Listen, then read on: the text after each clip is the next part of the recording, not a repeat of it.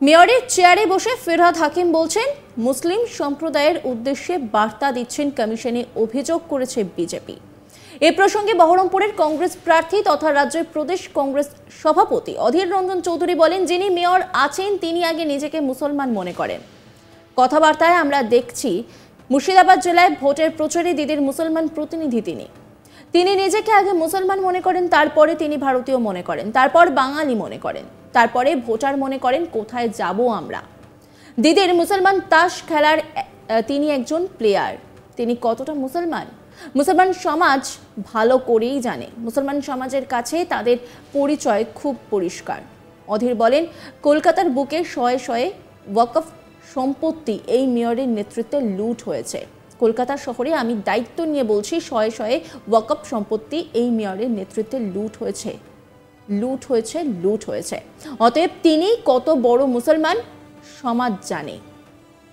অধীর আরও বলেন, ফিরহাদ মুসলমানের অভিনয় করেন, ভোটের বাজারে মুসলমানের দিদির হয়ে দালালি করেন, কিন্তু তিনি মুসলমান সমাজের জন্য কিছু করেননি। সেটা মুসলমান সমাজ ভালো করে জানে। তা যদি করতো তাহলে কলকাতায় বুকে শয়ে শয়ে ওয়াকফ সম্পত্তি তার নেতৃত্বে লুট হয়ে যেত না, প্রমোটারদের হাতে চলে যেত না। আমি চ্যালেঞ্জ করছি। কি বলছেন অধীর রঞ্জন চৌধুরী, শোনাব আপনাদের। হ্যাঁ, ওখানকার যিনি মেয়র তো নিজেকে আগে মুসলমান মনে করেন। তার কথাবার্তায় আমরা দেখেছি মুর্শিদাবাদ জেলায় তার প্রচারে ঢঙে তিনি মুসলমানদেরকে দিদির মুসলমান প্রতিনিধি। তিনি আগে নিজেকে মুসলমান মনে করেন, তারপরে ভারতীয় মনে করেন, তারপরে বাঙালি মনে করেন, তারপরে ভোটার মনে করেন। তো কোথায় যাবো আমরা? দিদির মুসলমান তাস খেলার তিনি একজন প্লেয়ার। তিনি কতটা মুসলমান সেটা মুসলমান সমাজ ভালো করে জানেন।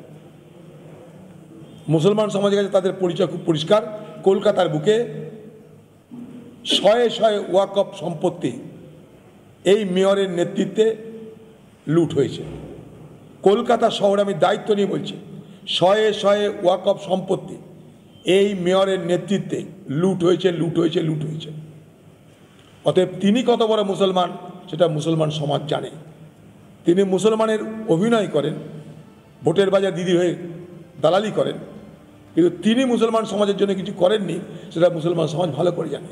তা যদি করতো তাহলে কলকাতার বুকে শয়ে শয়ে ওয়াকফ সম্পত্তি তার নেতৃত্বে লুট হয়ে যেত না, প্রমোটারদের হাতে চলে যেত না। আমি চ্যালেঞ্জ করছি।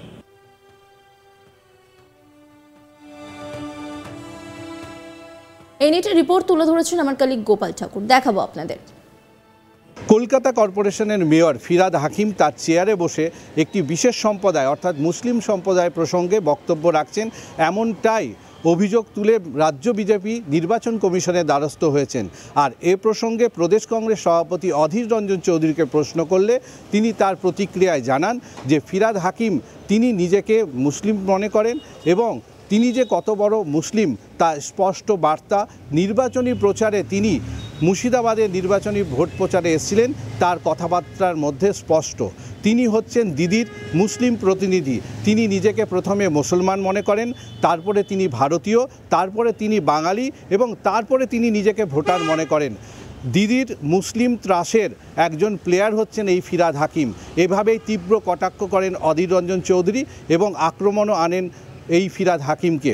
অন্যদিকে তিনি বলেন যে মুসলমান সমাজ কতটা জানে যে এই ফিরহাদ হাকিম তাদের ভালো চান এবং তা তাদের কাছে স্পষ্ট এবং পরিষ্কার যে মুসলমান সমাজের জন্য ফিরহাদ হাকিম কতটা কাজ করেন। কারণ এই ফিরহাদ হাকিম যখন মেয়র রয়েছেন কলকাতা কর্পোরেশনের, তখনই এই মুসলিম সমাজের হাজার হাজার অর্থাৎ শয়ে শয়ের ওপরে যে মুসলিম সম্পত্তি রয়েছে অর্থাৎ ওয়াকফ বোর্ডের সম্পত্তি রয়েছে তা শয়ে শয়ে লুট হচ্ছে এই ফিরহাদ হাকিমের নেতৃত্বে, এমনটাই তিনি অভিযোগ করেন। পাশাপাশি শুধু অভিযোগ করেন না, তিনি বলেন যে মুসলিম সমাজ ভালো করেই জানে যে ফিরহাদ হাকিম এই মুসলিম সমাজের জন্য কতটা কাজ করছেন। অন্যদিকে তিনি বলেন যে মুসলিম সমাজের নির্বাচনী প্রচারের জন্য মুসলিম সমাজের হয়ে দালালি করতে নামেন দিদির হয়ে এই ফিরহাদ হাকিম শুধু দালালি করেন এবং ভোটের সময় অভিনয় করেন মুসলিম সমাজের হয়ে, কিন্তু মুসলিম সমাজের জন্য তিনি কতটা কাজ করেন তা মুসলিম সমাজ ভালো করেই জানে। যদি সেটাই হতো তাহলে কলকাতা কর্পোরেশনের শয়ে শয়ে যে ওয়াকফ সম্পত্তি রয়েছে তা প্রমোটারের হাতে চলে যেত না। শুধু তাই নয়, অধীর চৌধুরী পাল্টা চ্যালেঞ্জ করে বলেন যে আপনারা এটা খোঁজ নিয়ে দেখুন দেখুন যে শয়ে শয়ে ওয়াকফ সম্পত্তি লুট হয়েছে এই ফিরহাদ হাকিম অর্থাৎ কলকাতা কর্পোরেশনের যিনি মেয়র রয়েছেন তার নেতৃত্বে। অন্যদিকে তিনি তীব্র কটাক্ষ করেন এবং বলেন যে মুসলিম সমাজ ভালো করেই জানে যে ফিরহাদ হাকিম এবং তার এই তৃণমূল সরকার কিভাবে কাজ করছে মুসলিম সমাজের জন্য। সুতরাং মুসলিম সমাজের জন্য যদি সত্যিকারেই তারা কাজ করত এবং জনপ্রতিনিধির বার্তা রাখত, তাহলে কি ওয়াকফ সম্পত্তি এই শয়ে শয়ে কলকাতার বুকে লুট হতে দিত? তা প্রমোটারের হাতে চলে দিত না। এইভাবে তিনি তীব্র কটাক্ষ করেন।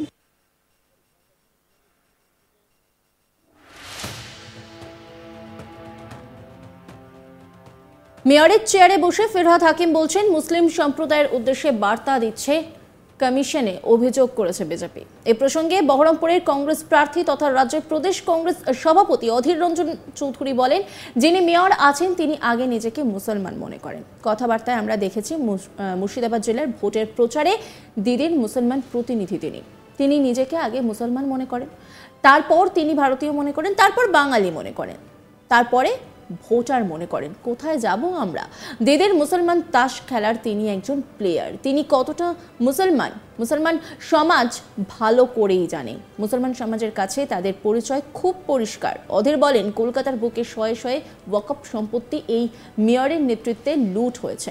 কলকাতা শহরে আমি দায়িত্ব নিয়ে বলছি, শয়ে শয়ে ওয়াকফ সম্পত্তি এই মেয়রের নেতৃত্বে লুট হয়েছে। অতএব তিনি কত বড় মুসলমান সমাজ জানে। অধীর আরও বলেন, ফিরহাদ মুসলমানের অভিনয় করেন, ভোটের বাজারে মুসলমানের দিদির হয়ে দালালি করেন, কিন্তু তিনি মুসলমান সমাজের জন্য কিছু করেননি। সেটা মুসলমান সমাজ ভালো করে জানে। কি বলছেন তিনি, শোনাব আপনাদের। হ্যাঁ, ওখানকার যিনি মেয়র তো নিজেকে আগে মুসলমান মনে করেন। তার কথাবার্তায় আমরা দেখেছি মুর্শিদাবাদ জেলায় তার প্রচারের ঢঙে তিনি মুসলমানদেরকে দিদির মুসলমান প্রতিনিধি তিনি আগে নিজেকে মুসলমান মনে করেন, তারপরে ভারতীয় মনে করেন, তারপরে বাঙালি মনে করেন, তারপরে ভোটার মনে করেন। তো কোথায় যাবো আমরা?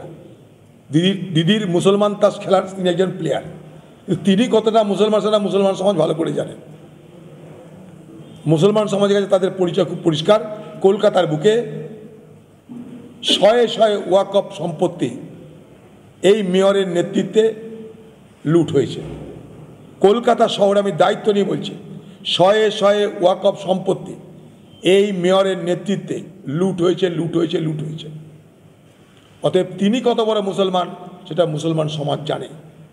তিনি মুসলমানের অভিনয় করেন, ভোটের বাজার দিদি হয়ে দালালি করেন, কিন্তু তিনি মুসলমান সমাজের জন্য কিছু করেননি, সেটা মুসলমান সমাজ ভালো করে জানে।